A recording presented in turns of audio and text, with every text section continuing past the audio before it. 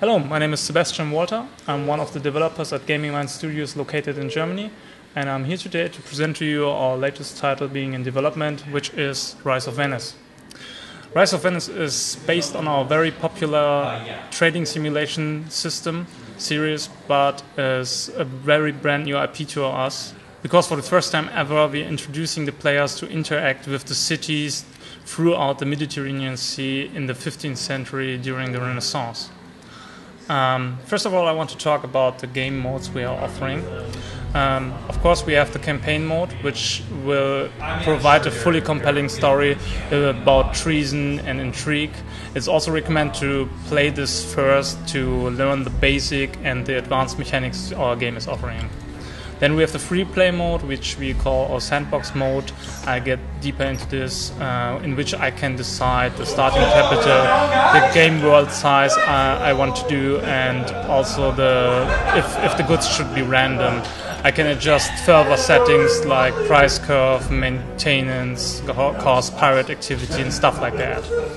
And last but not least, we're introducing the scoreboard match, in which we'll challenge the player to succeed in completing certain scenarios in which you, for example, run as a goal to have a certain amount of wealth or attain a specific rank, and based on the difficulty setting you're choosing, a multiplier will adjust, which after you have succeeded in completing the challenge give you a certain score, which you then can submit into a scoreboard to compete yourself and compare with other players.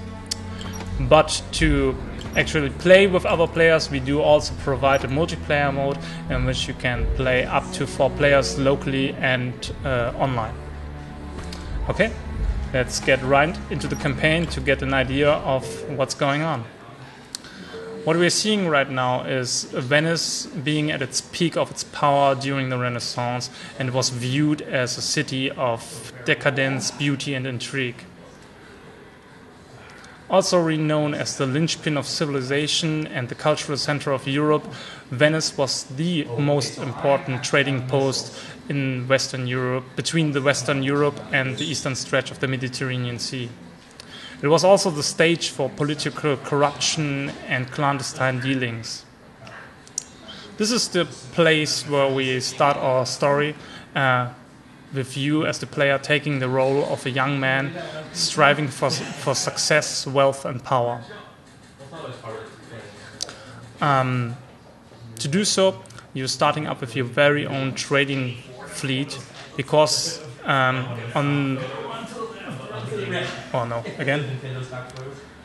originally coming from a family of mercenaries, which was very common at this time, the last wish of your grandfather is to get into the Venetian society and attain a higher reputation with this than being a mercenary by running your very own trading empire. So you set off to start with your very own trading fleet with the support of your family, and get in contact with the Venetian society and the political stage over there. But at the time you come in contact with the political stage, you notice that there is something going on in the inner circle, and that there is a traitor who works behind the curtain to sabotage or has his very own interests. And throughout the story, which will last about 12 to 15 hours for casual players, will unveil, of course, the truth behind what's going on in Venice at this time. During the course of the story, we will provide up to 15 of those cutscenes to explain in depth what's going on in the story at these certain points. And of course, you will be interacting with a lot of families and persons, and it's up to you to decide which one can be trusted and which may be a traitor. I'll just run this, I think, to capture some more material for you, because this is not yet fully dubbed, I think, so it's not final yet. There you go. Should be finished any minute now.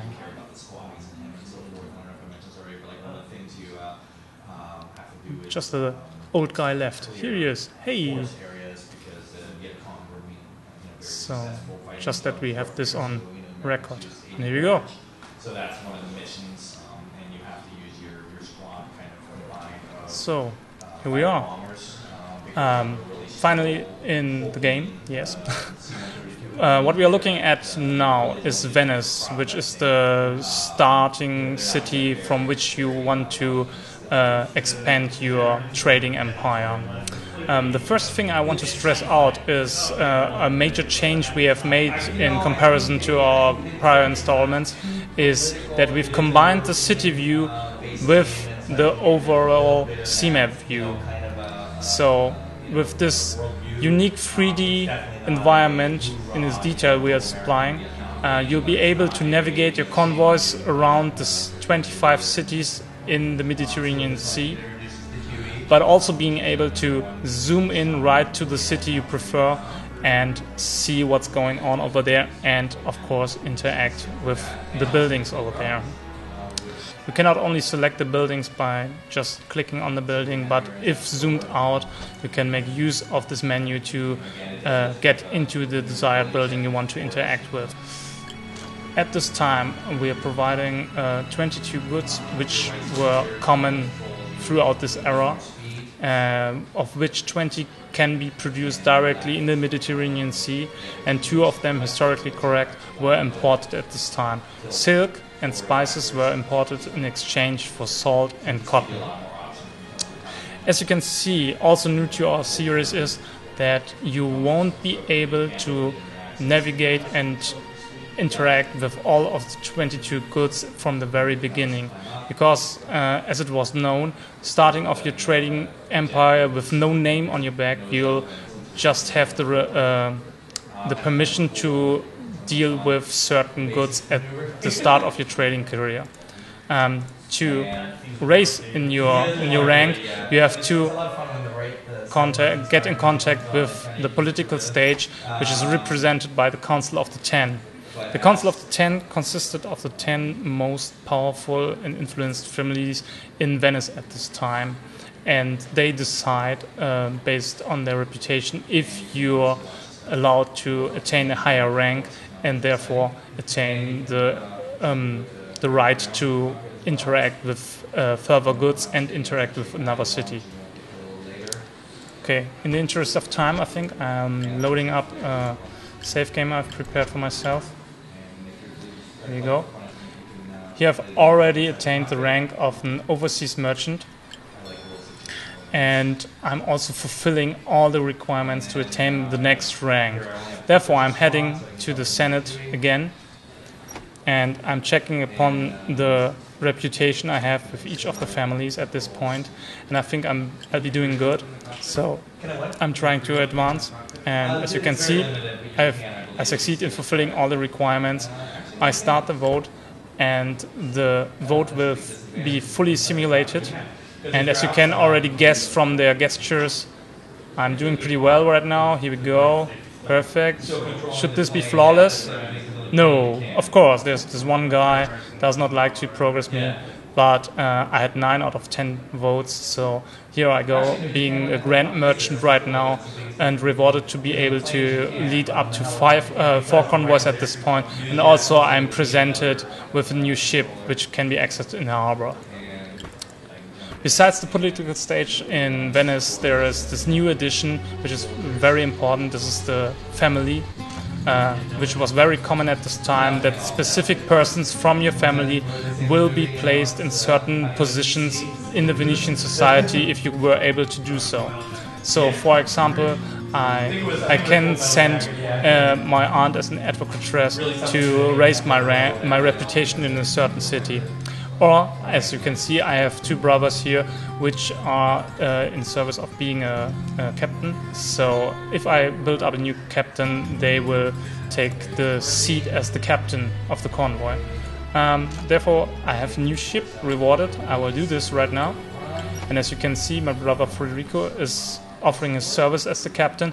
And because I do appreciate this, he brings already a very powerful skill set with him. I'm forming this convoy because, speaking of the captains at this point, by every action you make, by navigating through the world, by exploring and discovering new towns, doing trading, get engaged in combat, your captain will attain experience points, which then can be spent on the 6 attributes we are offering. Therefore, for example, I can build up myself a very powerful cannoneer captain, which is good in sea battles, and also a navigator, which will be good at roaming around and exploring the sea. Okay. Speaking of fighting, we'll just load up another save game, so I can show you how it is to be engaged in battle. Here we go. Again, we are offering for the players who only are interested in the simulation itself to do the battle automatically, but also for the ones who want to even the odds or to come back from the lower hand, we offer the option to do the manual battle. We'll step right into this. We'll provide this battle with 5 to 5 convoys against each other, and you can take control of every convoy in your fleet, which has been selected to be a fighting convoy, and the other ones can be given orders like which ammunition to choose from or which tactic to follow. So also depending on the location on the actual sea map where the fight is taking place, we're keeping this in mind for the surroundings. So if you're very near to the coastline, like I do in this battle, there will be a lot of reefs where you can run into, and bigger ships will be slowed down, and you can make advantage of this, of course. Also, you can change the time at any given time during the battle if you want to speed things on. Okay, now I'm trying to make use of some of the chain shots to lower the health of their sails, but for this kind of guy it does not matter because he's using a galley, so he more relies on the power of his crew maneuvering the ship. So I'll start canister shot to get those guys out of the way and kill as many sailors possible on his deck, to weaken him not only on speed, but also on the possibility to enter his ship, because I really want his ship. And here we go. I speed things up. Here you go.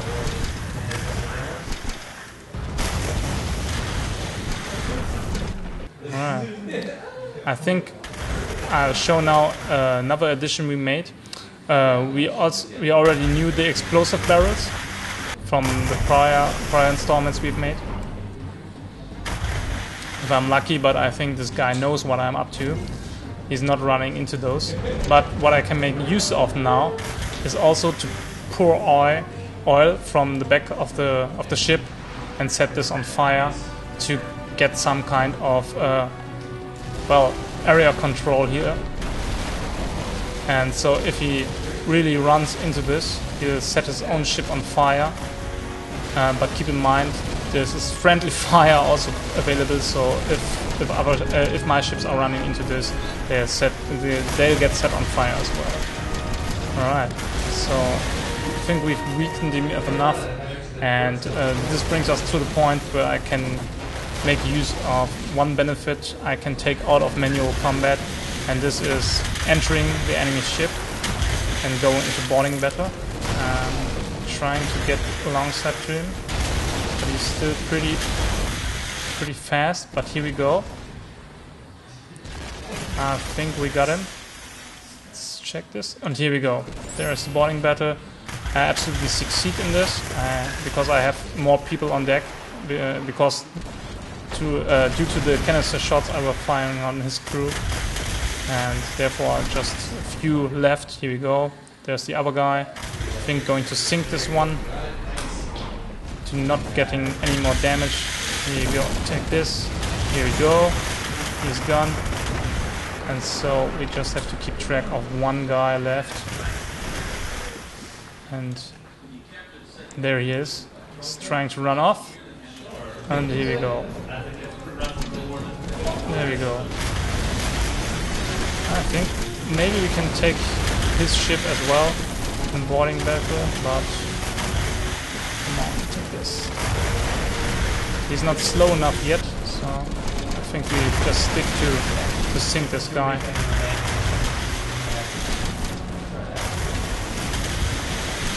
There you go.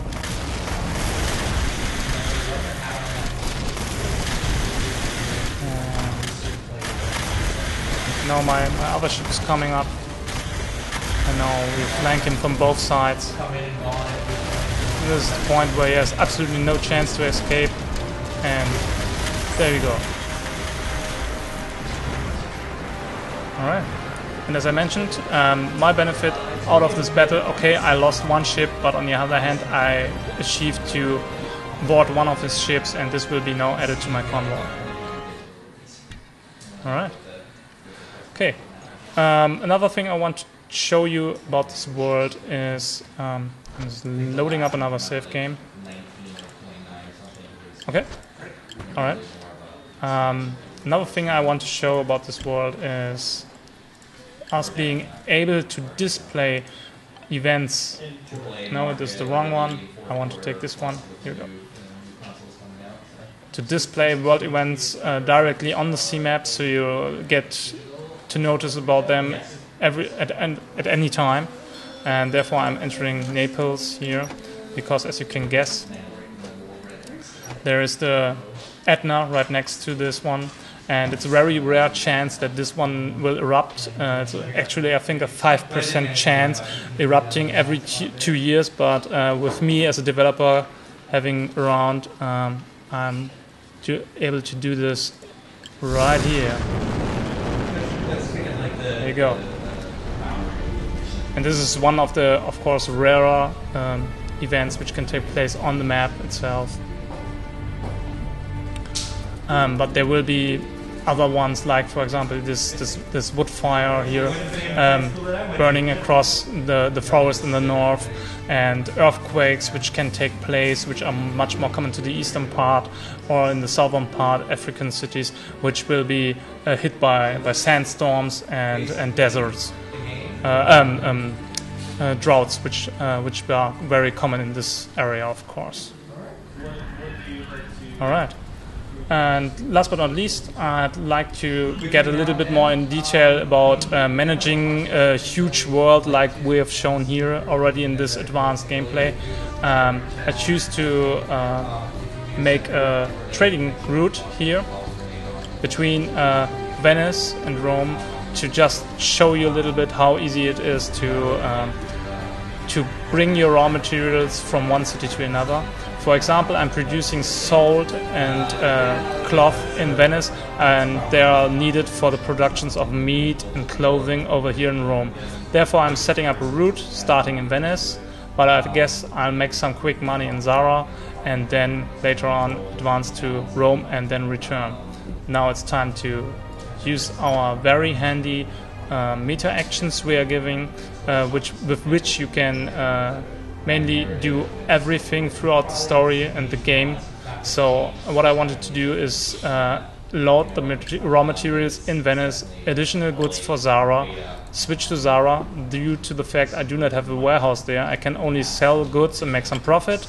Afterwards, coming to Rome, I want to unload my raw materials and also load the goods which were created in Rome to bring them back to Venice. Therefore, I'm just emptying my convoy over here.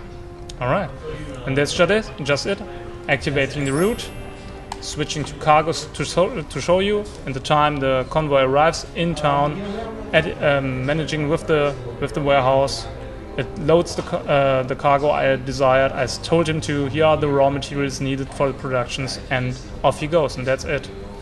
Of course, again, for the core players, we'll give the opportunity to fully modify what they desire in their trading routes. Therefore, we have added the manual settings in which you can choose the direction with which you want to interact with the city or the warehouse, saying I want maximum amount of this, I want everything at 100% price of average, and if I have made up my perfect route, I of course can save this route and load this for later times or for other convoys which will be added to this trading route. All right. I guess that's about it. Yeah, thank you for your time. I hope you enjoyed it and look forward to this game being on PC retail and digital on September 27th this year.